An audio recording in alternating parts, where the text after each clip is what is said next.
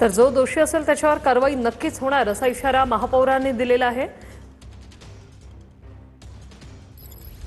दादा थांबा थोडंसं 2 मिनिट थांबा। किती जण मृत्यू पडले, किती मुलं मृत्यू पडले? 13 विद्यार्थी व्हॅनमध्ये होते, पैकी एक विद्यार्थ्याचं या ठिकाणी एक्सपायर झालंय, मृत्यू झालाय।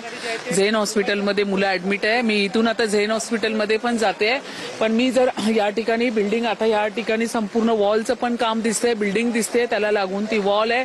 या झाडाची तग कितीपर्यंत धरलेली आहे ही सगळं सर्वेक्षण आता या अहवालामध्ये कळणार। मॅडम, हे जुनं झाड होतं, याची तक्रार सुद्धा देण्यात आली होती, मात्र तोडण्यात आली। हे जुनं झाड होतं आणि ह्याची जर तक्रार दिली असेल तरी सुद्धा या तक्रारीकडे निष्काळजीपणा केला असेल तर निश्चितच त्या अधिकाऱ्यावरती कारवाई होणार, निलंबित होणार।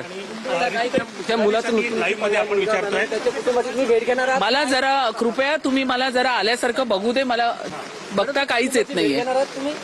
मी कुटुंबाची पण घेणार, हॉस्पिटलला पण जाणार। या होत्या ऋतू तावडे महापौर, त्यांनी असं सांगितलं की ज्या मुलाचा मृत्यू मुखी पडला त्याच्या घराची जाऊन मी त्यांची भेट घेणार आहे।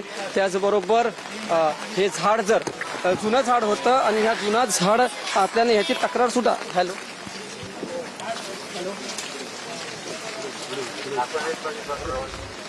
माफी मारते तुला, ठेवा ठेवा ठेवा ठेवा ठेवा ठेवा ठेवा ठेवा ठेवा।